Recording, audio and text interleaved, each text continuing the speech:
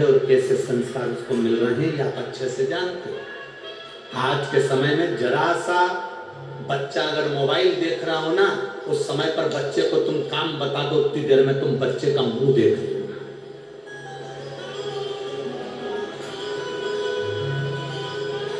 बोलो जी जी सही है कि गलत है?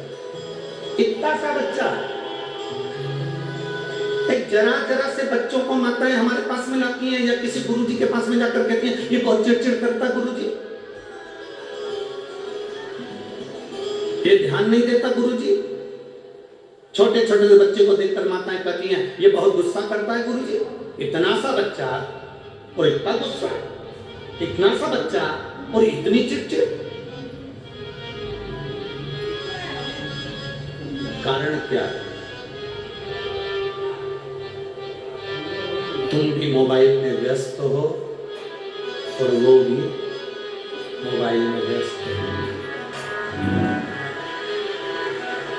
ये जितनी बुजुर्ग माताएं बैठी हैं, इन्होंने अपने बच्चों को स्वामी विवेकानंद बनाने का प्रयास करा, रामकृष्ण परमहंस बनाने का प्रयास करा। इन्होंने अपने बच्चों को स्वामी विवेकानंद बनाने का प्रयास करा, रामकृष्ण परमहंस बनाने का प्रयास करा, नामदेव तुकाराम बनाने का प्रयास करा, मीरा कर्माबाई बनाने का प्रयास करा। आज बच्चा जन्म लेता है तो सबसे पहले होड़ लगती है, इसको डॉक्टर बनाना है, इंजीनियर बनाना है, सीए बनाना है, इसको ये बनाना है, इसको वो बनाना है। आप अपने बच्चे को अगर अच्छे से आदमी को आदमी बनाना चालू कर दो तो वो स्वयं डॉक्टर बन जाएगा और इंजीनियर बन जाएगा। आज का व्यक्ति आदमी ही नहीं बन पा रहा, आज का व्यक्ति मनुष्य से मनुष्य ही नहीं बन पा रहा।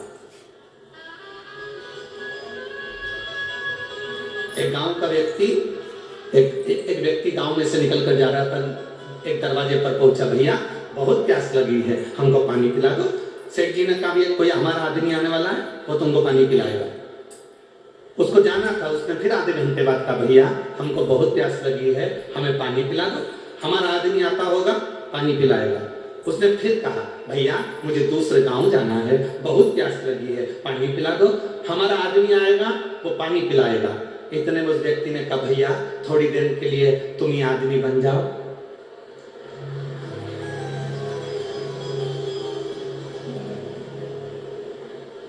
हम स्वयं आदमी नहीं बन रहे, हम स्वयं मनुष्य नहीं बन रहे। आज के जमाने में व्यक्ति को नेता बनना है, कलेक्टर बनना है, एसपी बनना है, डायरेक्टर बनना है, बहुत कुछ बनना है, पर आदमी नहीं बन पा रहा।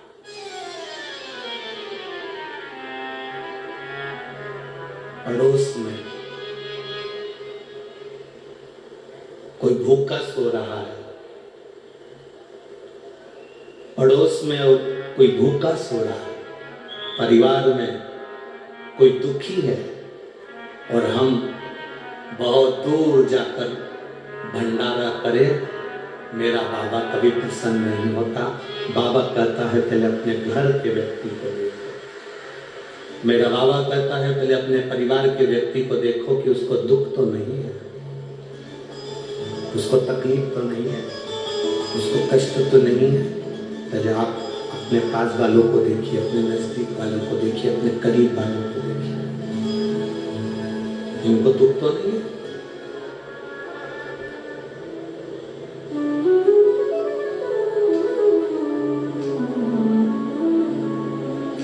बनो। माँ पहले नंबर का गुरु होती है, प्रथम नंबर का गुरु है माँ, पहले नंबर का गुरु है माँ।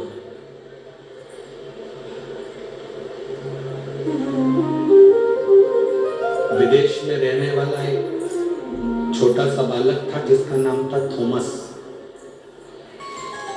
क्या नाम था? जरूर के बोलो जरा। थॉमस, छोटा सा बालक।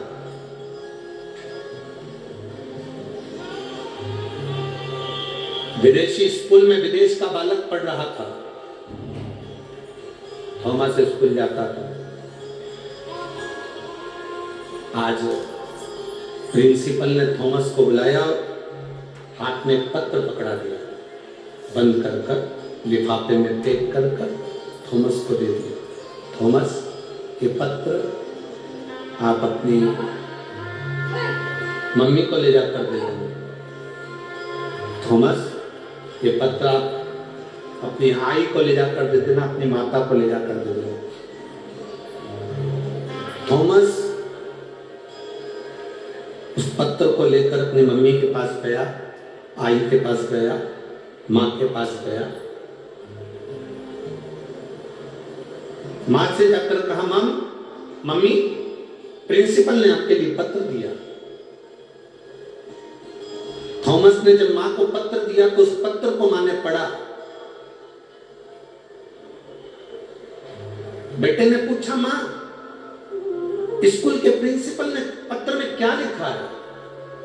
माँ कहती है, पत्र में लिखा है कि तुम्हारा बेटा बहुत ज्यादा विद्वान है, बहुत विद्वान है तुम्हारा बेटा, इसके लायक हमारे स्कूल में टीचर नहीं है।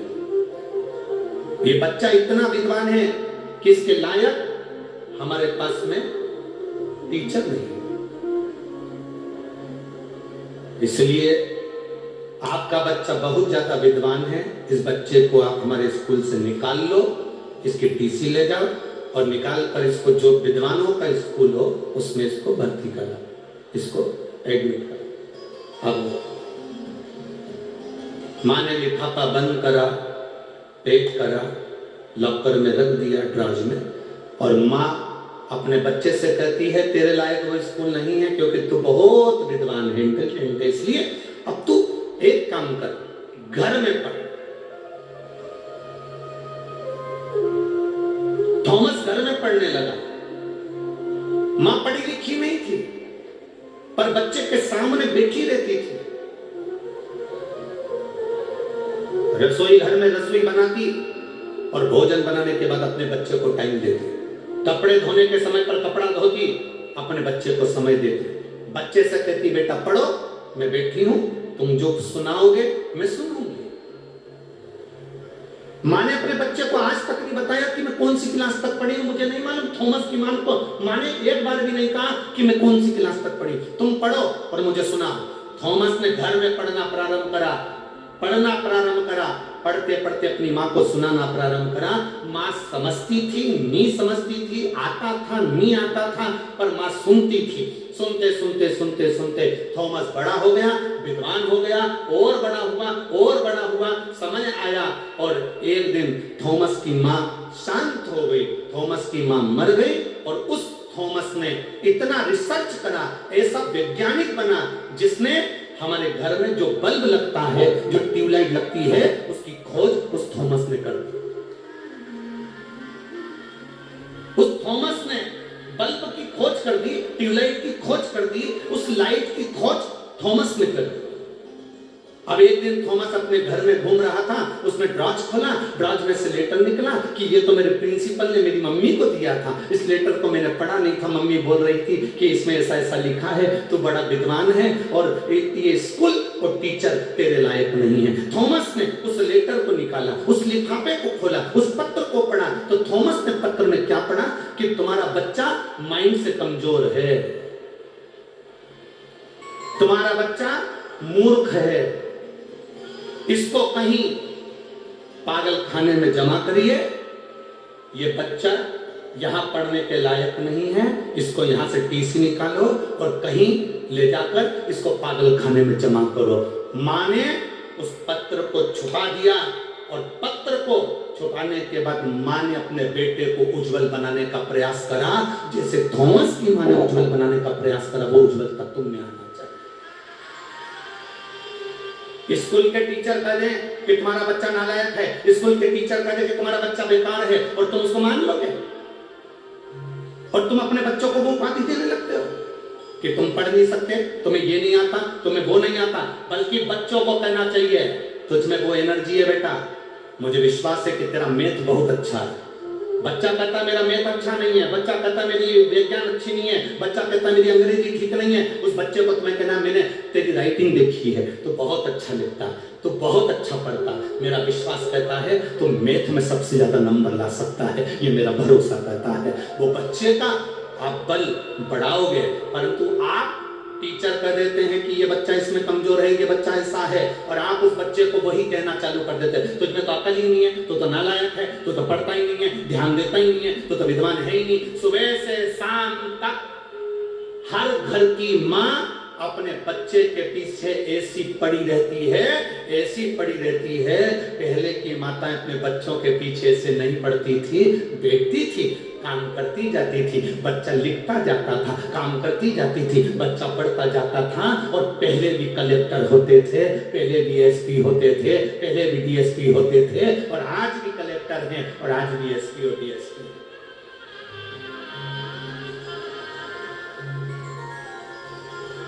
हम बच्चों को विद्या थोपे नहीं, हमने अपने बच्चों को विद्या थोप दी। पहले की माताएं विद्या थोपती नहीं थी, उसको अंदर तक प्रदान करती थी, अंदर तक प्रदान करती। हम क्या दे रहे हैं अपने बच्चों को? सुबह से उठती हैं माताएं और चिल्लाना चालू कर देती हैं, तैयार हो जाओ, स्कूल की ट्रेन आने वाली है, गाड़ी आने वाली है। पहले सवेरे सवेरे से आवाज आती थी, हरे राम राम राम हरे हरे, हरे कृष्णा। अब सुबह से आवाज आती, उठो।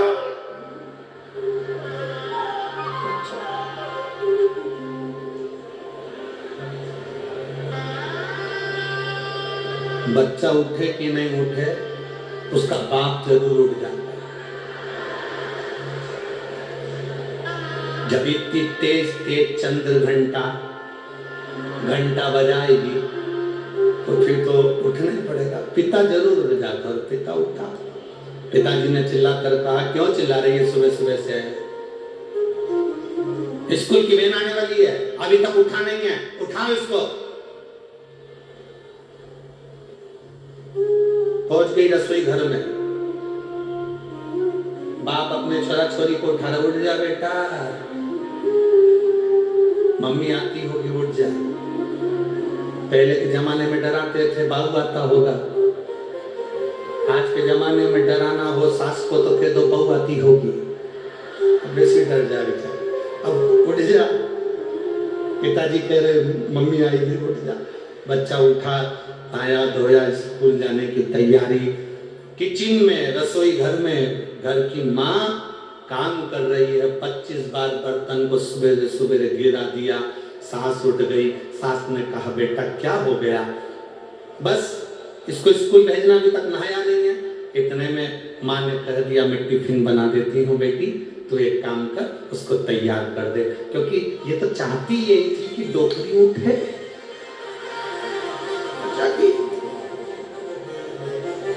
दुखी बनाया।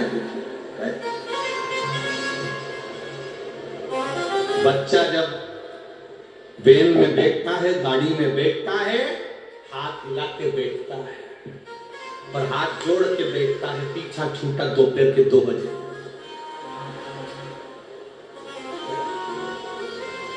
कहां? बच्चों को विद्या थोपना नहीं है, बच्चों को विद्या ग्रहण करने का एक तरीका उसकी जिंदगी में लाकर छोड़ना है।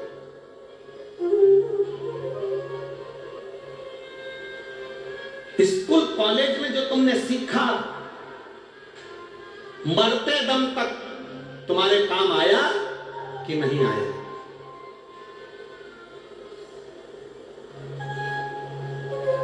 साइन थीटा, कॉस थीटा तुम्हारे काम आया कि नहीं आया?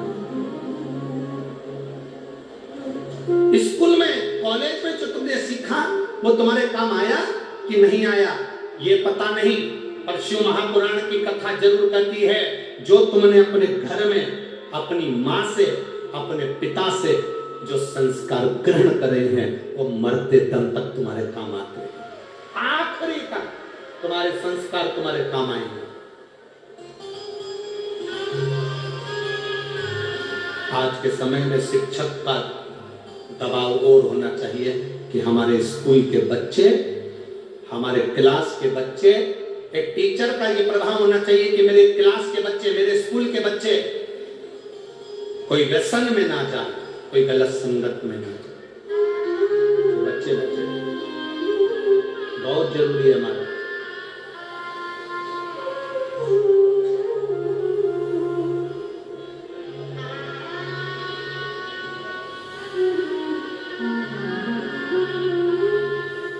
बहुत बुरी स्थिति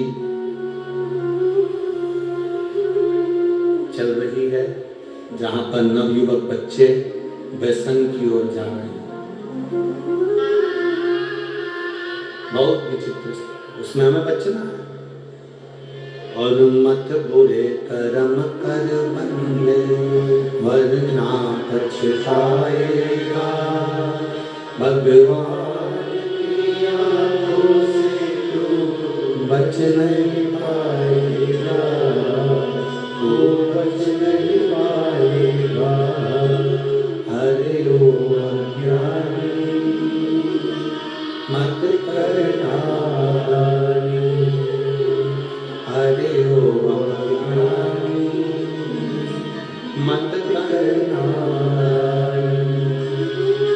तेरे कर्म का फल भी तो ही पाएगा, जैसा किया तूने तेरे आगे आएगा।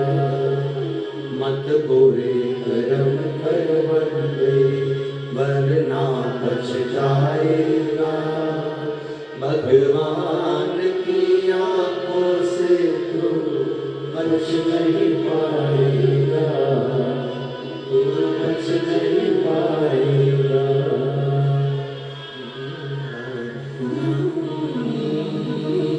मत करना अरे ओ अज्ञानी मत करना। मौका मिला है, शरीर मिला है, इसको सदुपयोग में लगाना, सतमार्ग पर लगाना, अच्छी जगह पर लेकर जाना। पार्वती जी ने लक्ष्मी जी से कहा, लक्ष्मी पति ने अगर श्राप दे दिया कोई बात नहीं, पति ने आड़ा टेढ़ा कर दिया कोई बात नहीं, कोई चिंता का विषय।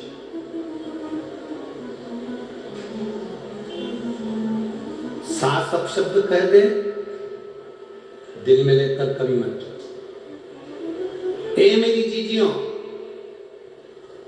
जितने इस आस्था चैनल के माध्यम से कथा सुन रहे हैं, जितने फेसबुक के माध्यम से कथा सुन रहे हैं, यूट्यूब पर सुन रहे हैं, और इस पंडाल में आज कम से कम इस पूरे प्रांगण में 8 से 9 लाख लोग भक्त भरे पड़े हैं।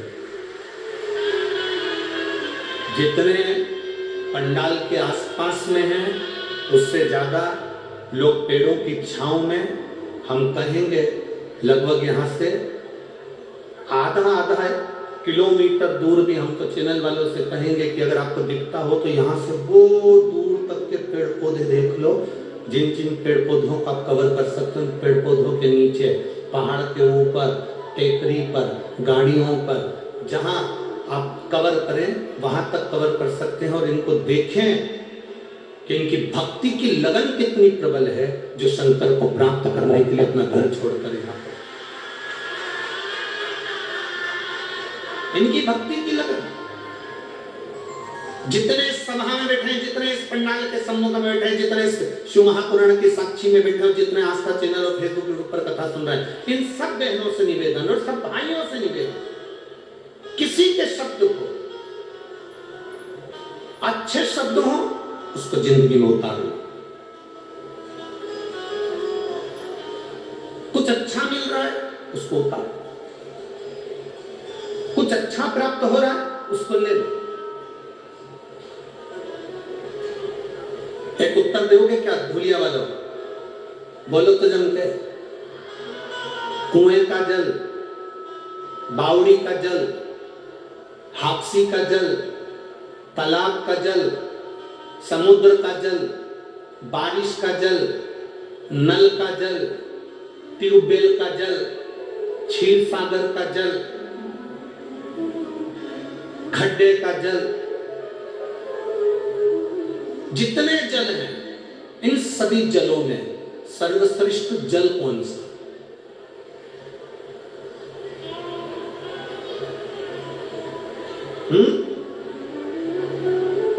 तालाब का जल, बावड़ी का जल, हापसी का जल, ट्यूबवेल का जल, कुएं का जल, बारिश का जल, खड्डे का जल, समुद्र का जल, सागर का जल, कूप का जल, कुएं का जल, इन सभी जलों में श्रेष्ठ जल कौन सा है?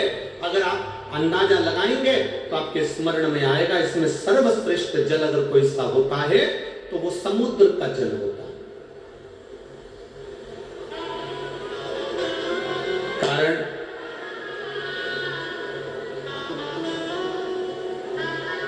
श्रीमद् वल्लभाचार्य जी ने एक ग्रंथ लिखा जिसका नाम है जल भेद। कौन सा ग्रंथ है? जल। श्रीमद् वल्लभाचार्य जी ने वर्णन करा सर्वश्रेष्ठ जल होता है समुद्र का जल। क्यों?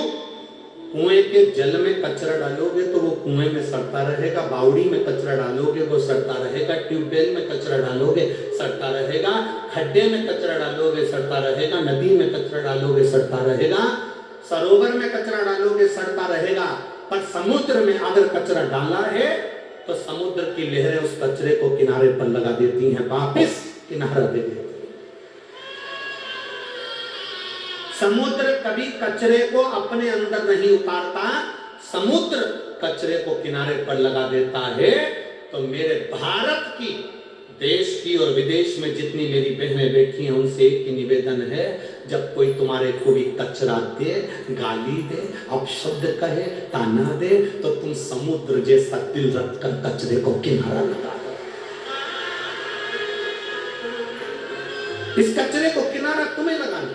अपशब्द कहने वाले का अपशब्द हमारे दिल में नहीं रखना, समुद्र कचरे को अंदर नहीं रखता। फिर कहा समुद्र श्रेष्ठ क्यों है?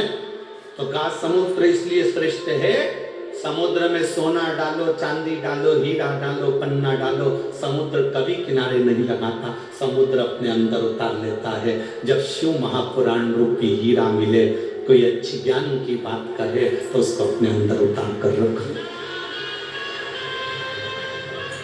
फिर कहा समुद्र का जल श्रेष्ठ क्यों है? तो कहा समुद्र का जल श्रेष्ठ इसलिए है क्योंकि समुद्र जब चंद्र बढ़ता है तो समुद्र उछलता है। बोलो कि जी सही है कि गलत है? चंद्र बढ़ता है, समुद्र उछलता है, चंद्र घटता है, समुद्र बैठ जाता है। समुद्र से हमें अपने को समुद्र जैसा बनाना है। जब किसी को बढ़ता हुआ देखो तो इतने खुश हो जाओ कि भगवान इसको और ऊपर पहुंचाना, और उन्नति देना। और चंद्र घटता है तो समुद्र घटता है। जब किसी को दुखी देखो, किसी को घटता हुआ देखो तो तुम्हारा दिल भी घटना चाहिए, तुम्हें भी नम्रता आना चाहिए। समुद्र क्यों अच्छा है? तो समुद्र इसलिए अच्छा है क्योंकि समुद्र खारा होता है, सच बोलने वाला हमेशा बूढ़ा होता है।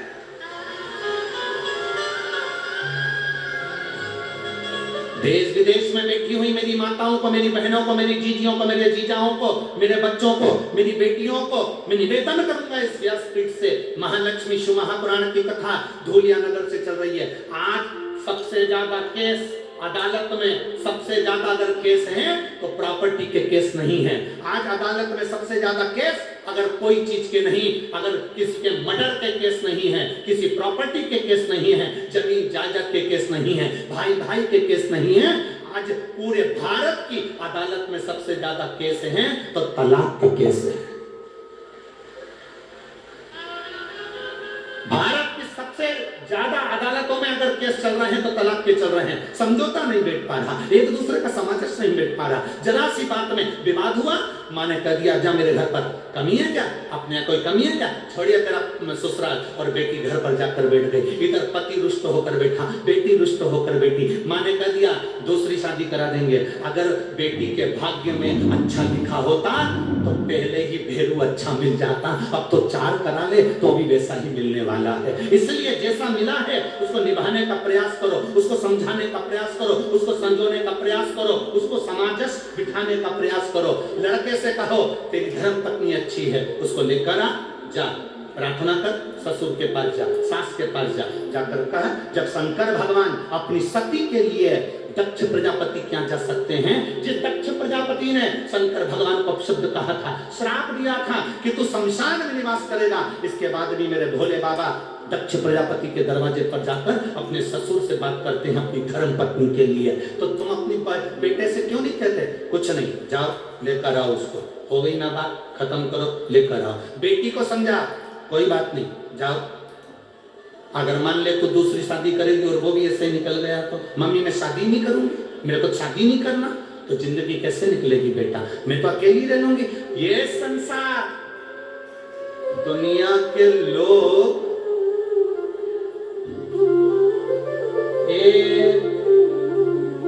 किसी की मुर्गी रोड पे मिल जाए तो वो मुर्गी ले जाए, तो आज का व्यक्ति किसको छोड़ रहा है, संस्कार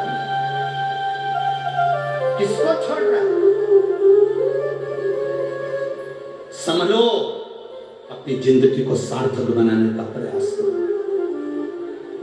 समझाओ बेटों बेटियों को,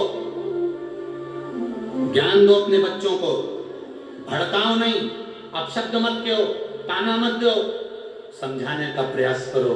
हो सकता है बेटा जिंदगी में यही लिखी हो, किस्मत में ऐसा लिखा हो, भाग्य के आगे किसकी चली।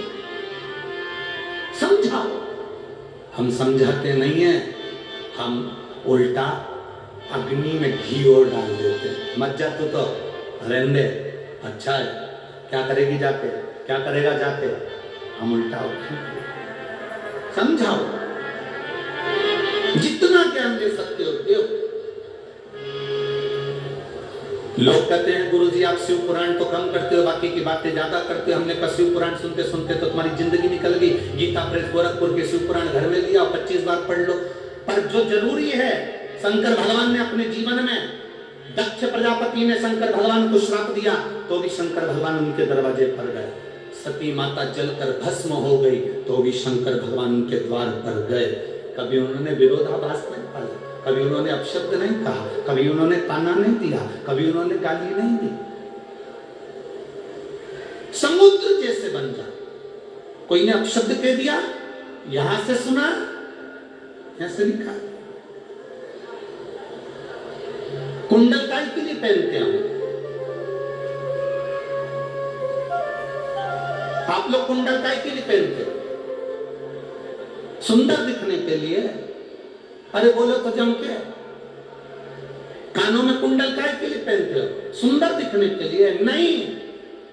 कुंडल इसलिए पहना जाता है कि कानों में छेद हो जाएगा, अच्छी बात आएगी तो सीधे कानों में जाएगी, बुरी बात आएगी तो कुंडल में जो छेद है उसमें से आर पार हो जाएगी, अंदर नहीं जाएगी।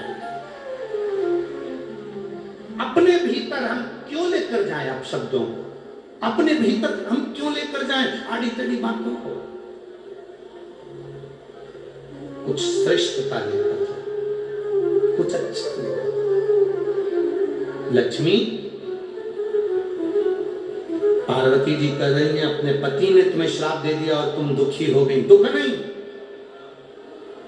अगर अब शब्द किसी ने कहा है, ताना किसी ने दिया है, गाली किसी ने दी है, आड़ा टेढ़ा किसी ने बोला है, तो उसका जवाब देवाधिदेव महादेव ने दिया है। एक पत्र आया है, देखिए।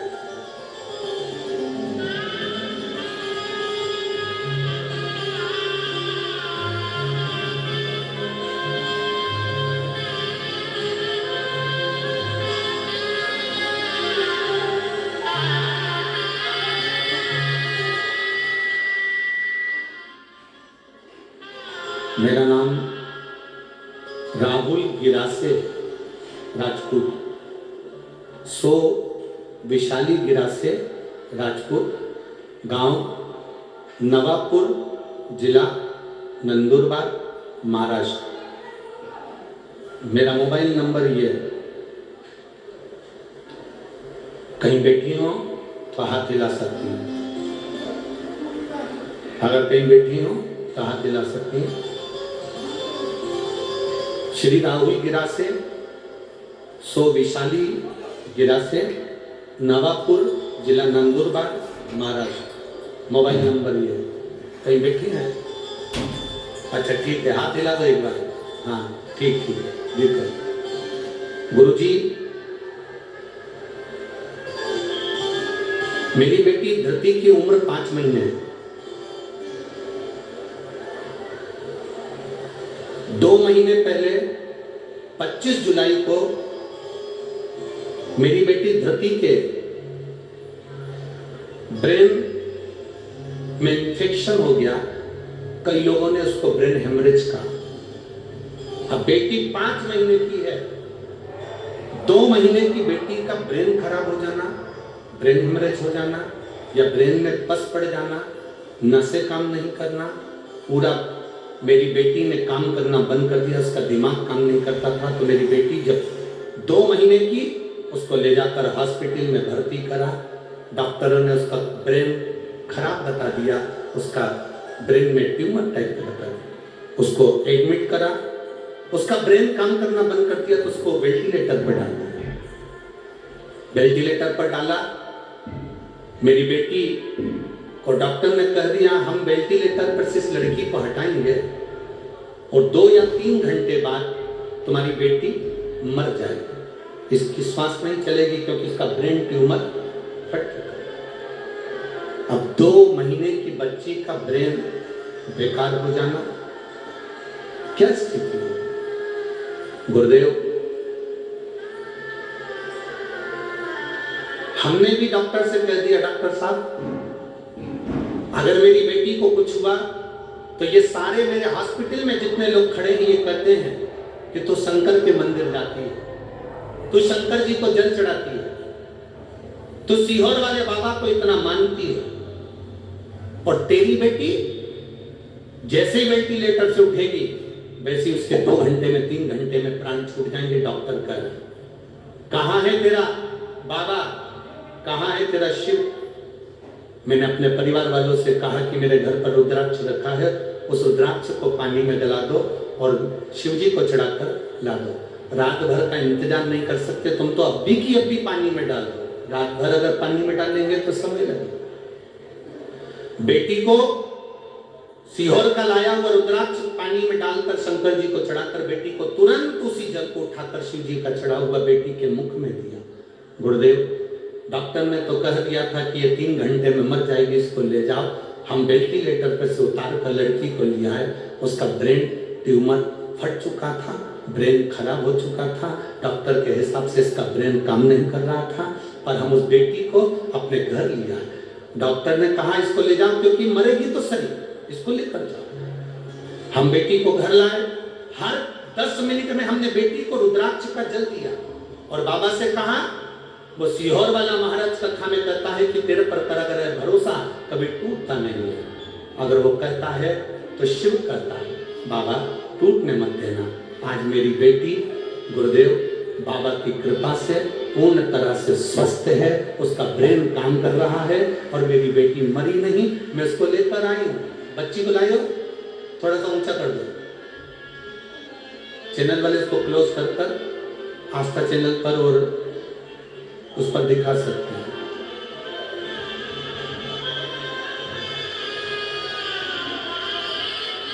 आप लोग एलईडी पर और आस्था चैनल पर उस बच्ची को देख सकते हैं।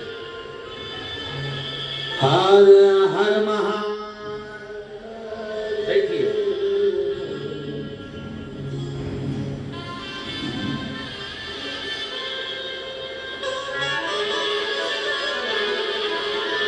हमारे बीच में महाराष्ट्र शासन के कैबिनेट मंत्री, धुलिया के पालक मंत्री माननीय श्री गिरीश भाऊ महाजन जी यहाँ पधारे हुए हैं।